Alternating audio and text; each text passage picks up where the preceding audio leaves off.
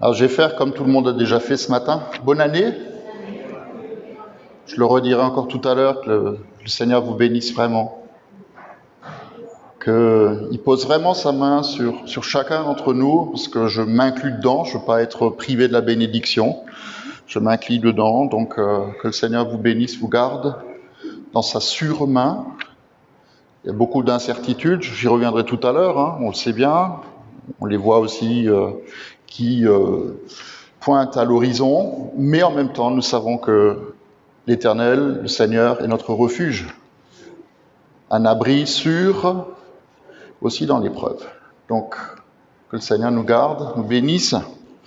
C'est beau parce qu'il y a deux paroles qui nous sont données pour ce dimanche, comme c'est le dimanche. Alors, c'est pas vraiment le jour de l'Épiphanie, hein, on est d'accord, c'est mercredi, mais on fête quand même l'Épiphanie aujourd'hui, par tradition. Mais j'aime bien la parole pour le mois de janvier, du psaume 4. Ils sont nombreux à dire qui nous fera voir le bonheur. Ça, c'est bien. Hein, ils sont nombreux à nous dire qui nous fera voir le bonheur, mais fais lever sur nous la lumière de ta face, ô Seigneur. Le secret du bonheur, il est là, c'est que quand le Seigneur fait briller sa lumière sur nous, et puis c'est aussi le mot d'ordre pour ce dimanche, les ténèbres passent. Ce matin, on s'est levé un peu tard, j'avoue. Enfin, tard à nos yeux, hein, d'accord ? Mais il faisait nuit, quoi. Mais les ténèbres passent et déjà brille la vraie lumière. Amen. Alors, on n'a pas eu de culte pour la Saint-Sylvestre, pour finir l'année. Et c'est vrai que j'ai zappé quelque chose le 27 décembre. D'habitude, on chante « Toi qui disposes de toutes choses » pour finir l'année, pour commencer la nouvelle année. On va le chanter ce matin, si vous êtes d'accord.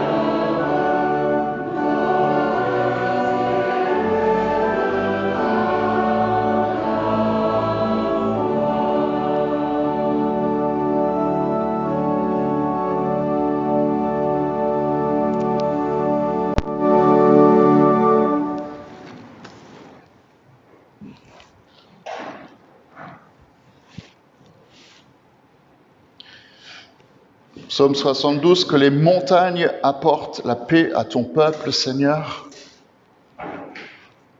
Que les collines aussi par l'effet de ta justice, parce que tu es celui qui fera droit aux malheureux du peuple, qui sauvera les enfants du pauvre et qui écrasera l'oppresseur.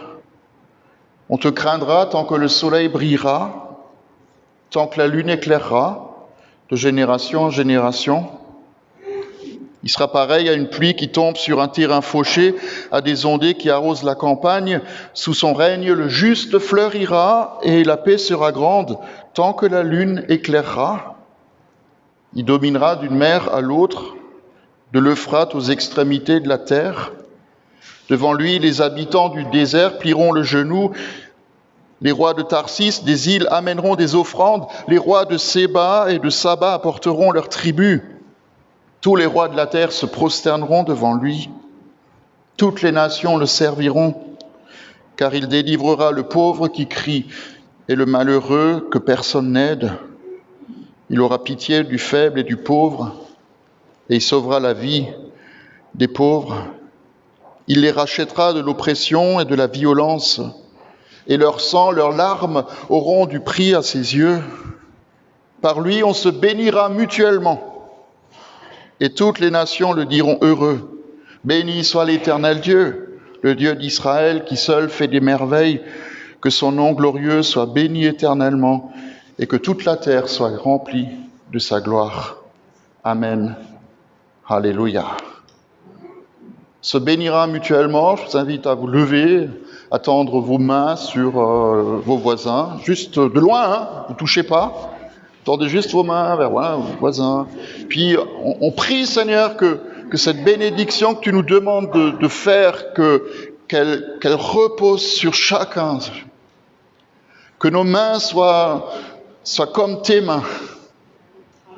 Que nos mains soient comme tes mains, que nos bouches soient comme ta bouche, que nos cœurs soient comme ton cœur, et que ta faveur descende sur tes enfants, sur chacun d'entre nous. On se bénira mutuellement, dit ta parole, parce que tu es le Dieu le plus haut, le très haut.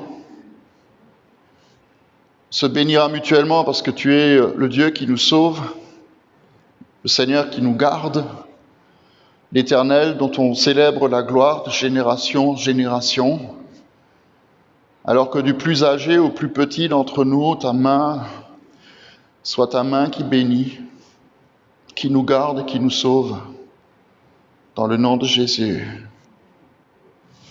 Amen. Et je vous invite à rester debout, on va chanter ensemble « Bénis l'Éternel, mon âme ».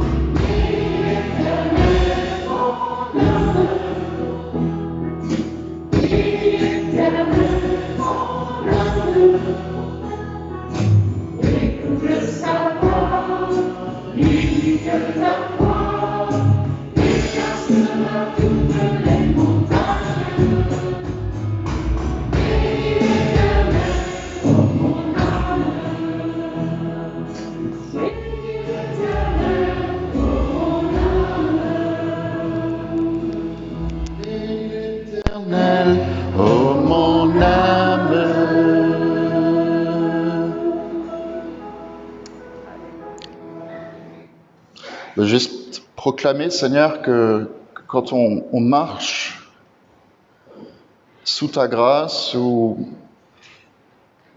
l'arche de ta présence, alors les montagnes qui se dressent devant nous peuvent être déplacées. Et on veut le proclamer aussi pour nous cette année que ce qui est obstacle devant nos pas, devant nos yeux, soit déplacé. Comme on l'a entendu il n'y a pas longtemps, que les montagnes s'abaissent, que les collines s'abaissent, que les vallées soient comblées, pour qu'on puisse marcher sur le chemin que tu traces pour nous. Nous ne savons pas ce qui nous réserve, mais nous savons que nous marchons avec toi parce que tu marches avec nous. Et tu nous invites chacun, chacune à juste saisir ta main. Parfois on tâtonne dans la nuit, on a besoin que tu éclaires nos pas. Alors viens le faire aussi ce matin pour nous, viens nous donner ta parole, que ta parole soit une parole éclairante, qu'elle vienne illuminer nos pensées, nos cœurs, nos vies. Ta parole nous guide. Que nous puissions au début de cette année laisser derrière nous ce qui a besoin de l'être et que nous puissions avancer avec assurance et espérance dans cette nouvelle course. C'est comme ça que tu le dis dans ta parole, cette nouvelle course que tu nous permets de courir. Et pas courir dans le sens où on doit être fatigué après, mais courir parce que tu traces une route pour nous, sur laquelle tu nous veux. Et nous prions ensemble que les bons projets que tu as formés sur nos vies puissent s'accomplir cette année. Que les bons projets que tu as prévus d'avance déjà, quel grand mystère, puissent se réaliser. Et que nous acceptions par la foi d'entrer dans ce que tu as prévu pour nous. Alors parle-nous, conduis-nous, guide-nous par ton esprit. Nous voulons continuer à bénir ton nom, Seigneur. On va chanter un chant qu'on n'a pas pris depuis un bout de temps, c'est « Béni soit le nom du Seigneur ». Je vous invite à le chanter avec nous.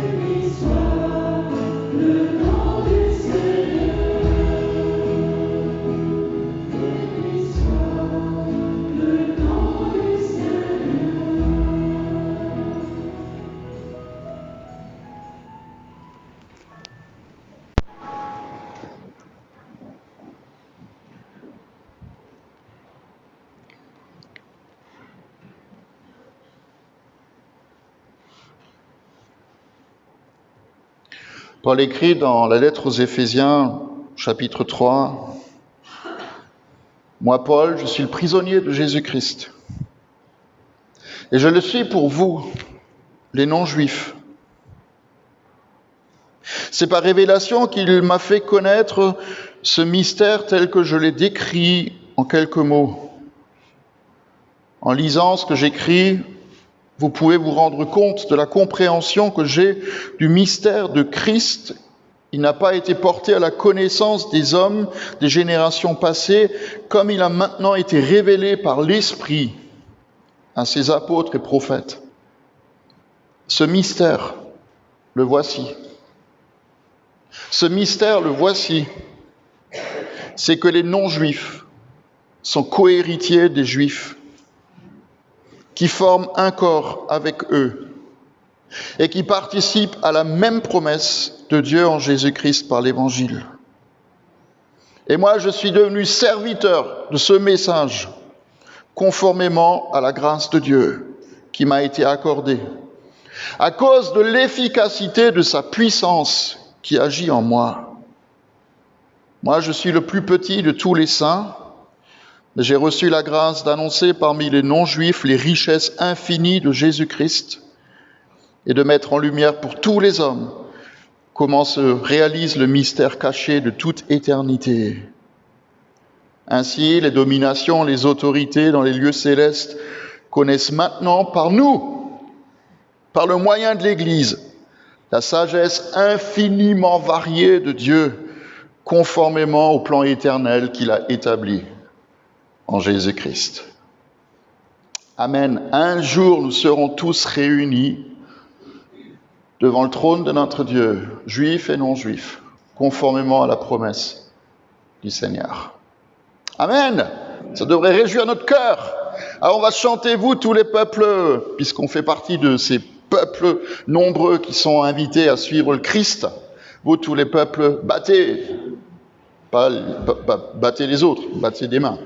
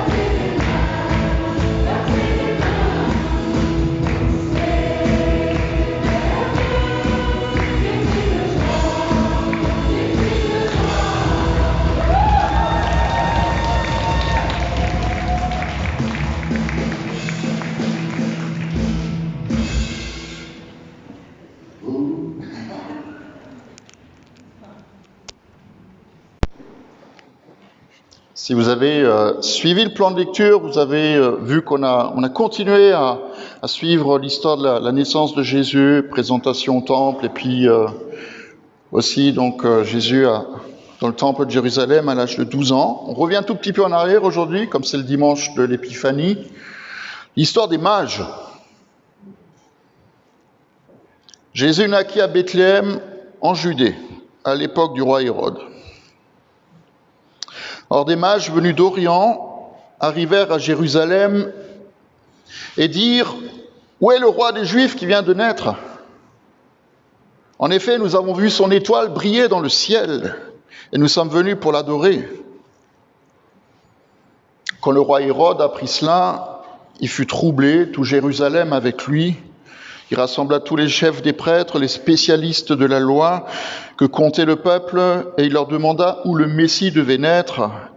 Et lui dirent, c'est écrit chez Michée, à Bethléem en Judée, que voici ce qui est écrit par le prophète. Et toi, Bethléem, terre de Juda, tu n'es certes pas la plus petite parmi les principales villes de Juda, c'est de toi que sortira un chef qui prendra soin d'Israël, mon peuple. Alors Hérode fit appeler en secret les mages. Il s'informa soigneusement auprès d'eux du moment où l'étoile était apparue, puis il les envoya à Bethléem. Et il leur dit, allez prendre des informations exactes sur le petit enfant. Quand vous l'aurez trouvé, faites-le moi savoir, afin que moi aussi j'aille l'adorer. Après avoir entendu le roi, ils partirent.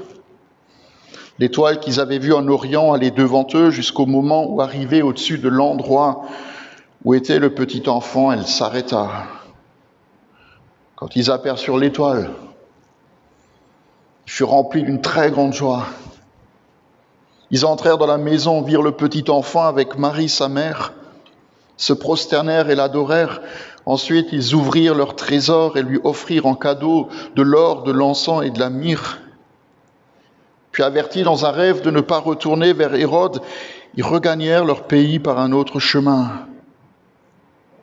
Lorsqu'ils furent partis, un ange du Seigneur apparut dans un rêve à Joseph et lui dit, « Lève-toi, prends le petit enfant et sa mère, fuis en Égypte et reste-y jusqu'à ce que je te reparle, car Hérode va le rechercher pour le faire mourir. »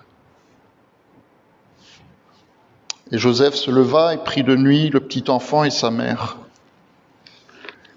et partit en Égypte. Ainsi s'accomplit la parole du Seigneur. C'est la suite du texte de Matthieu 2. J'appellerai mon fils hors d'Égypte, un jour à revenir. C'est ce qu'il a fait.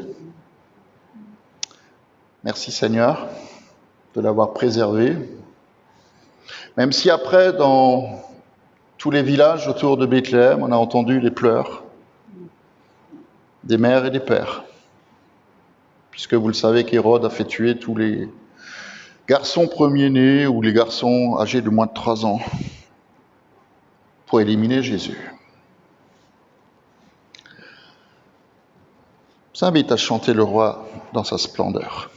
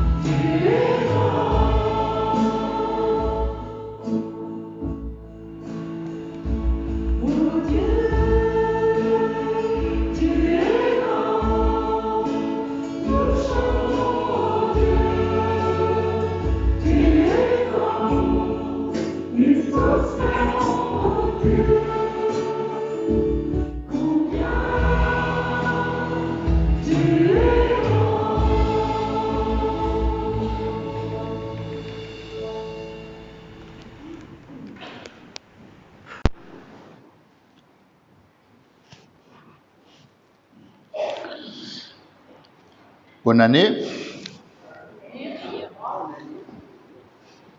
J'ai envie de dire qu'elle soit meilleure que l'année passée. Comme je l'ai dit tout à l'heure aussi, que la faveur du Seigneur puisse reposer sur chacun de vous, vraiment. Et que le Seigneur qui est le même hier, aujourd'hui, éternellement, et on parle de Jésus, le Christ, on ne parle pas de quelqu'un d'autre, soit aussi celui qui vous garde dans sa main, aujourd'hui et demain, comme il l'a fait hier. Quand j'ai réfléchi au message de ce matin, je me suis dit que le premier message de l'année devrait donner le tempo de tout ce qui va suivre. Aussi le tempo de tout ce qu'on a envie de vivre, tout ce qu'on a envie d'attendre et aussi d'espérer dans le Seigneur. Et quelque part, ça devrait être un message d'une certaine manière prophétique, tout en sachant que nous ne comprendrons qu'à la fin de l'année ce que ça a bien pu vouloir dire. Et je me suis surpris à reprendre mon premier message l'année dernière. Et je voudrais juste vous relire l'intro de ce que j'ai dit. Peut-être que ça va vous parler, parce que moi, ça m'a reparlé aussi de ce qui s'est passé cette année. J'ai cité dans mon premier message 2020 ce que Charles Dickens introduit dans son conte des deux villes, où il a écrit « C'était le meilleur et le pire de tous les temps, le siècle de la folie et celui de la sagesse, une époque de foi et d'incrédulité, une période de lumière et de ténèbres, d'espérance et de désespoir, où on avait devant soi l'horizon le plus brillant et la nuit la plus profonde, où le monde allait droit au ciel, ou tout droit en enfer. » J'allais rajouter, c'est comme le jour du Seigneur qui sera grand ou redoutable.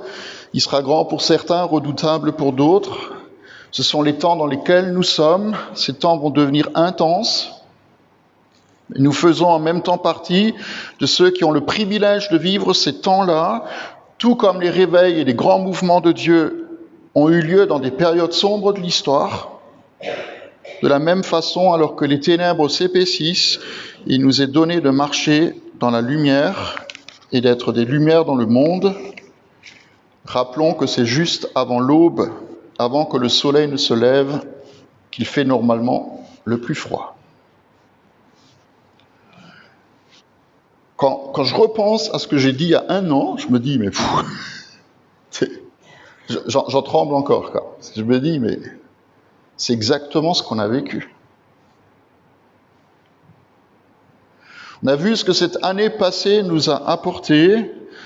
Je pourrais dire que je pourrais répéter exactement le même message aujourd'hui, en ce jour de l'épiphanie, en ce jour de la révélation, de la manifestation de qui est Jésus.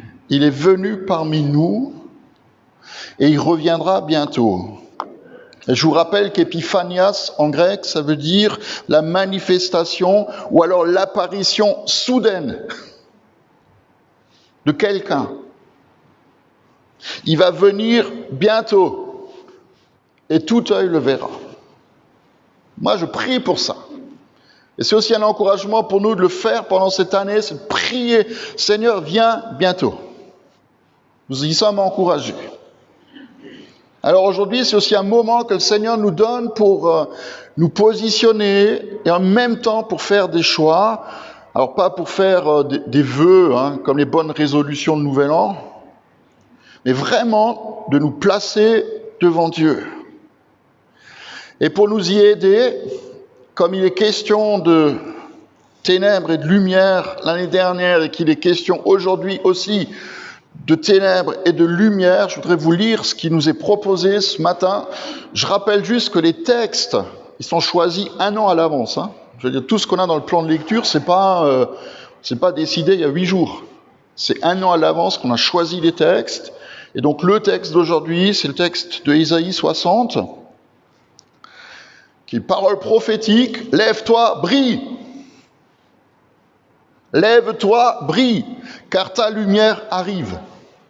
Et la gloire de l'Éternel se lève sur toi. Certes, les ténèbres recouvrent la terre et l'obscurité profonde enveloppe les peuples, mais sur toi l'Éternel se lèvera, sur toi sa gloire apparaîtra, des nations marcheront à ta lumière et des rois à la clarté de ton aurore. Lève les yeux et regarde autour de toi. Ils se rassemblent tous, ils viennent vers toi, tes fils arrivent de loin, tes filles sont portées dans les bras. En le voyant, tu rayonneras de joie, ton cœur bondira, se dilatera, car les richesses de la mer se tourneront vers toi et les ressources des nations viendront chez toi.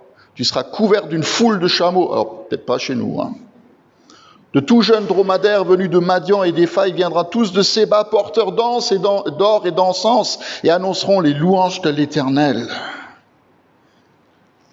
Et moi, j'illuminerai de ma présence le temple de ma splendeur. Dit le Seigneur.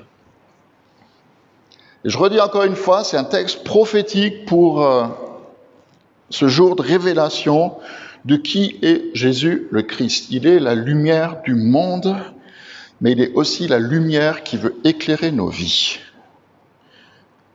Et il me commande, et il nous commande ici, à nous lever.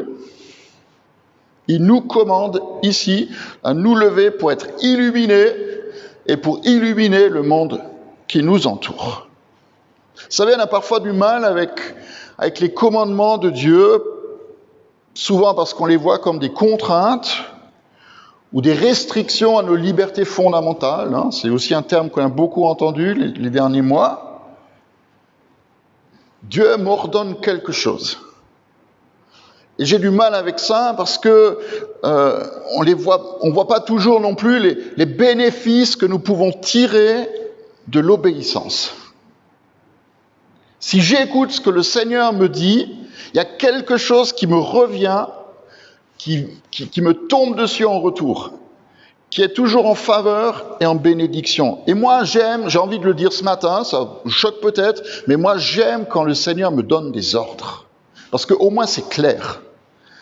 Le plus difficile, c'est quand on tâtonne, on ne sait pas qu'est-ce que tu veux pas. Mais quand le Seigneur, il parle de manière claire, alors moi j'aime ça parce que je sais où je dois aller, je sais ce que je dois dire, je sais ce que je dois faire. Et là, le Seigneur, il utilise un impératif. Lève-toi. Alors, que lui le dise, c'est pas moi qui vous le dis maintenant, lève-toi. Je veux dire, restez assis. Mais lève-toi, brille.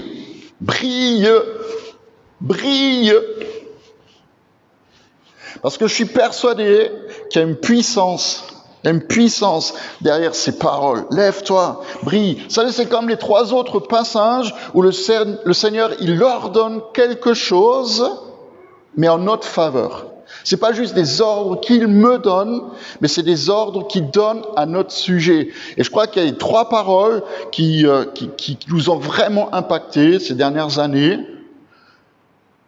Les 3. La première, c'est Deutéronome 28, verset 8, qui dit « Le Seigneur ordonnera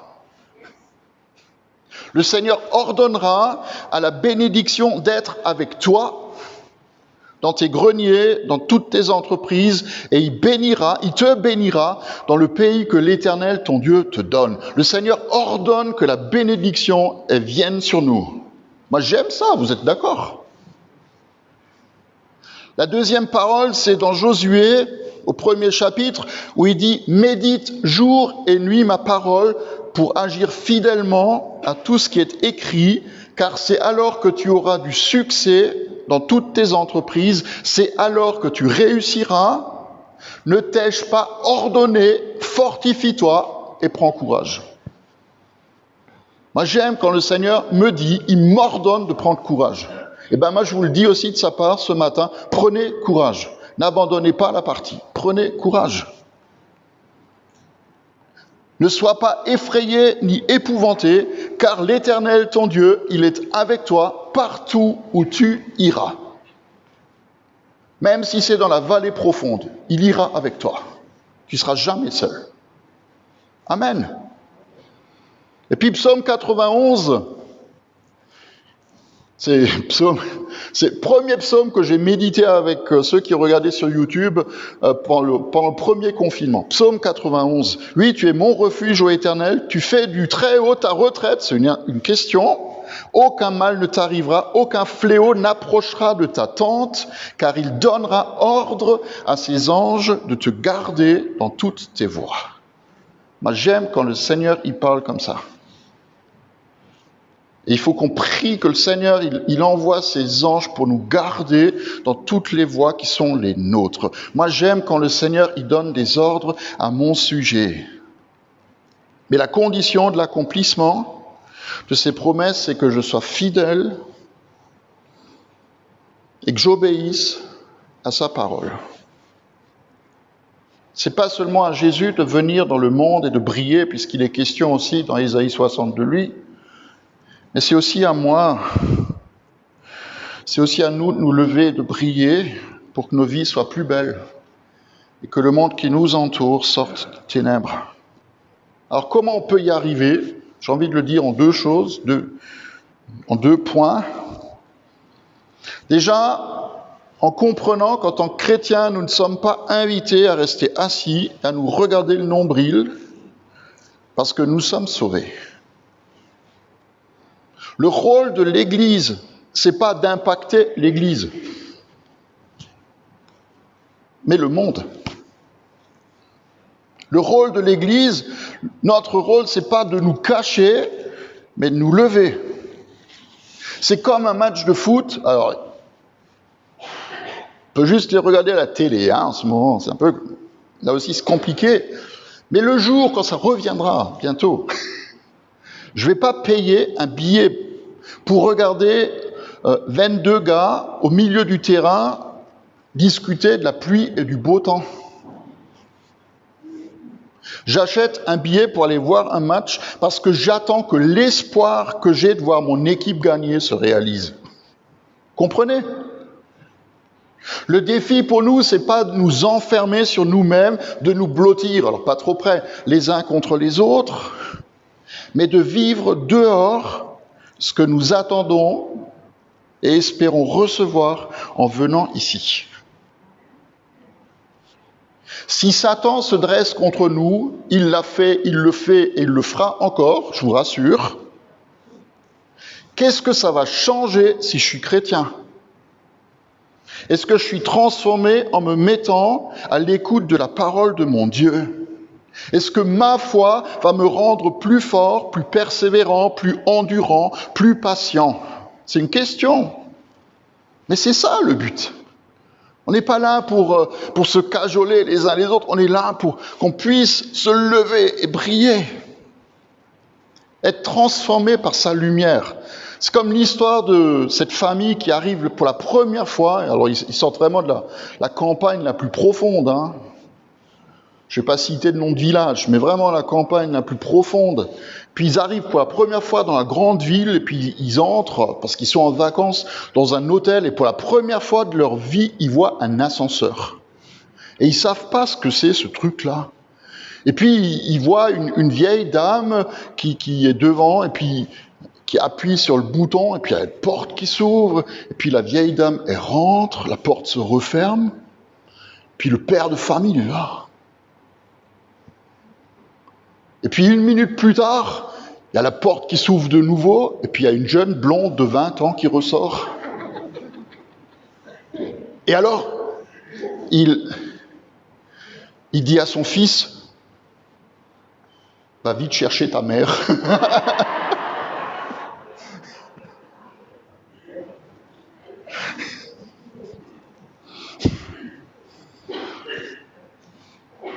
Sois transformé. Lève-toi et brille. Alors la question qui se pose à nous, c'est mais comment est-ce qu'on peut appliquer cette parole à nos vies ? J'ai envie de vous dire, c'est pas compliqué, il suffit de dire ce qui est avant et ce qui est après. Ce qui est avant Ésaïe 60, c'est Ésaïe 59. Écoutez, quand l'adversaire surgira pareil à un fleuve, l'Esprit de l'Éternel le mettra en fuite. Le libérateur viendra pour Sion, pour ceux de Jacob qui renoncent à leur révolte, déclare l'Éternel. Quant à moi, telle sera mon alliance, dit l'Éternel, avec eux, mon esprit qui repose sur toi, et mes paroles, celles que j'ai mises dans ta bouche, ne quitteront pas ni ta bouche, ni celle de tes enfants, ni celle de tes petits-enfants, dit l'Éternel, dès maintenant et à toujours. C'est par son esprit que les choses vont se faire. C'est par son esprit qu'on peut se lever et briller. Et Ésaïe 61, c'est le texte que Jésus va reprendre, c'est sa première prédication. L'Esprit du Seigneur, de l'Éternel est sur moi.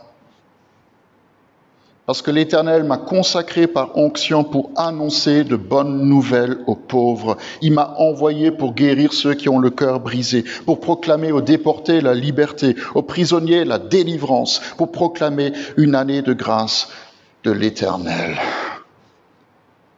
C'est ce à quoi nous sommes invités, à proclamer une année de grâce de la part de l'Éternel.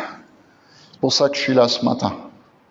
c'est de nous annoncer de sa part une année de grâce, que sa grâce elle repose sur nous, sur nos enfants, sur nos petits-enfants, sur nos maisons et sur nos villages et sur notre pays. Et sur ce monde qui vit dans les ténèbres et qui a besoin que la lumière brille. Lève-toi et brille, dit le Seigneur. C'est ce qu'on veut faire. Je repensais et je terminerai avec ça, à Moïse qui est tellement illuminé par la présence de Dieu que la gloire de Dieu reflète sur son visage et que on est obligé de mettre un voile sur son visage parce qu'il éblouit les gens. J'aimerais que vous puissiez non pas porter le voile, mais que votre visage soit tellement rayonnant que ceux qui vous voient, ils voient celui qui vit en vous. Et je le dis aussi pour moi, qu'ils voient celui qui vit en moi.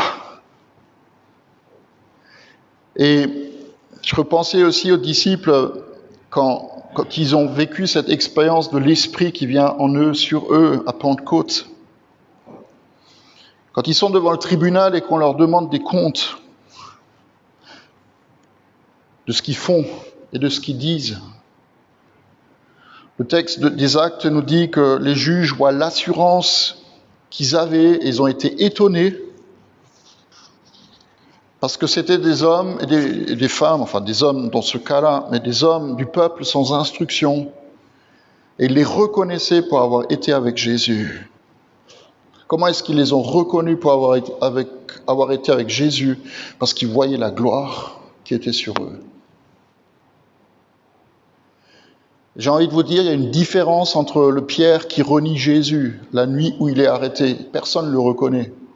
Juste à son accent. Hein. Ouh, toi, tu dois être de Galilée. Hein. Ton accent te trahit. Ils ne le reconnaissent pas. Il y a une différence entre ce Pierre qui renie Jésus et le Pierre qui est debout devant ses juges, rempli de la même onction que Jésus avait. Lève-toi. Lève-toi de Ésaïe ne veut pas juste dire pour nous, lève-toi. Comme on se levait autrefois, vous savez, quand le proviseur il entrait en salle de classe, tout le monde se levait. Ah, c'est encore comme ça. Ah, ben, c'est bien. Ou alors comme on se lève pour Danette.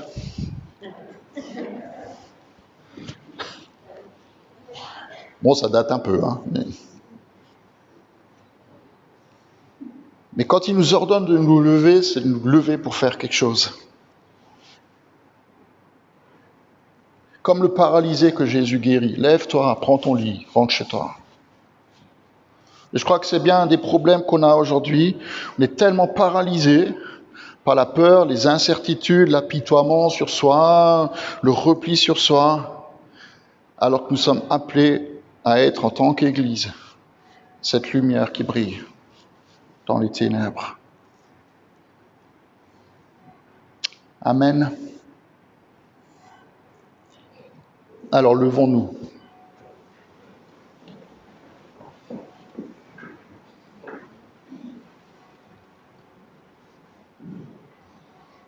Seigneur, nous prions que ton onction, ton esprit descende en nous, qui descende sur nous et qui vienne remplir nos vies, que ça déborde de nous. Parce que c'est comme ça que le monde verra celui en qui nous croyons. C'est pas au travers de discours et de belles paroles prêchées dans une église que le monde va croire. C'est quand il nous verra à l'œuvre. À commencer quand on sera capable de t'aimer de tout notre cœur et de nous aimer les uns les autres comme tu nous as aimés. Merci pour l'ordre que tu nous donnes de nous lever et de briller pour que les ténèbres de ce monde reculent et que ta lumière pointe à l'horizon. Prions, Seigneur, que ta grâce vienne couler sur nous, que ton onction nous donne de proclamer une année de grâce pour tous ceux qui sont autour de nous, qui vivent avec nous, pour nos amis, nos voisins, mais aussi même nos ennemis. Nous prions, Seigneur, que cette grâce coule sur leur vie. Nous prions que ta bénédiction ne quitte jamais nos maisons et que ta faveur demeure dans tout ce que nous entreprendrons. Nous écoutons ta parole. Donne-nous la force d'y obéir, de nous lever, de prier et d'accomplir ta volonté. Dans le nom de Jésus. Amen. Le Seigneur nous invite à ne plus avoir peur, à ne pas avoir peur. On va essayer de chanter ce chant, on l'a jamais chanté ici. C'est plus esclave de la peur. On va voir ce que ça va donner. Et si vous ne le connaissez pas, lisez les paroles et puis essayez de chanter avec nous.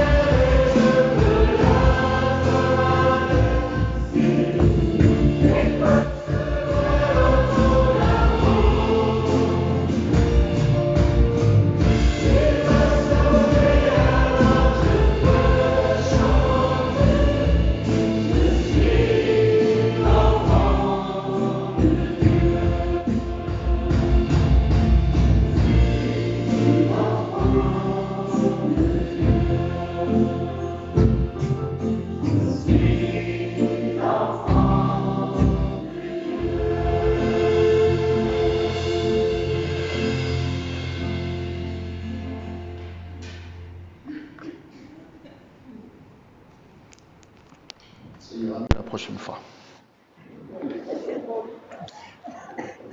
Je parle pour moi, je parle pas pour vous, je parle pour moi.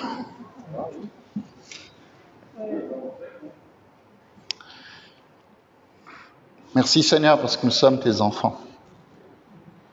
Et nous proclamons à la fin de ce culte.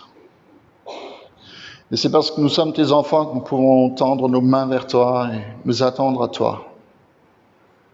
Tous les jours. À chaque heure qui passe, à chaque instant de notre vie. Ta vie est en nous. Et nous prions que notre cœur puisse battre au rythme de ton cœur à toi. Que nous soyons capables de voir ce que nos yeux n'ont pas encore vu, d'entendre ce que nos oreilles n'ont pas encore entendu, et que les pensées de ton cœur montent en nous, pour nous qui t'aimons, qui sommes appelés à nous lever, à briller pour toi. Merci parce que nous proclamons ensemble cette année de grâce. Une année pleine de surprises, mais une année de grâce. Et c'est en tendant les mains vers toi que nous prions en te remettant toutes choses, nos besoins, nos manques, nos joies et nos peines. Qu'ensemble nous te disons, notre Père qui es aux cieux, que ton nom soit sanctifié, que ton règne vienne, que ta volonté soit faite sur la terre comme au ciel. Donne-nous aujourd'hui notre pain de ce jour. Pardonne-nous nos offenses, comme nous pardonnons aussi à ceux qui nous ont offensés. Et ne nous laisse pas entrer en tentation, mais délivre-nous du mal. Car c'est à toi qu'appartiennent le règne, la puissance et la gloire pour les siècles des siècles. Amen. On va essayer de finir le culte avant le couvre-feu de 20h. Ah oui, c'est vrai qu'en Moselle, ma pauvre, 18h, t'es enfermé chez toi. Enfin, t'es pas seul, hein, il y en a d'autres. Mais donc juste faut dire que toutes les réunions jusqu'à maintenant, enfin jusqu'à présent et dans la semaine qui vient sont annulées, hein, puisque voilà, il n'y a pas il y a juste Zoom pour le groupe de prière mardi soir à partir de 19h. Donc Zoom, il n'y a pas de couvre-feu sur Zoom. Donc tous ceux qui veulent se joindre à nous, il suffit de nous demander, on vous donne le code d'accès, puis on partage ce temps ensemble. Puis la semaine prochaine, il y a culte à Maquillère. Il y a déjà un changement sur le planning. Donc il y a culte à 10h45. Donc au lieu de 10h, c'est 10h45 la semaine prochaine, parce que je suis à Valtambar à 9h30. Donc 10h45 à Maquillère la semaine prochaine. Les mosaïques sont sortis, je ne sais pas si vous les avez déjà reçus. C'est bon ? Ok, parfait. Donc changez déjà. Hein. Mais dans 15 jours, c'est bon, on ne bouge pas. C'est bon ? Ok. On va chanter le dernier chant. Grâce et paix, je crois que c'est bien pour terminer le culte. Et je vous rappelle que l'offrande, c'est à la sortie.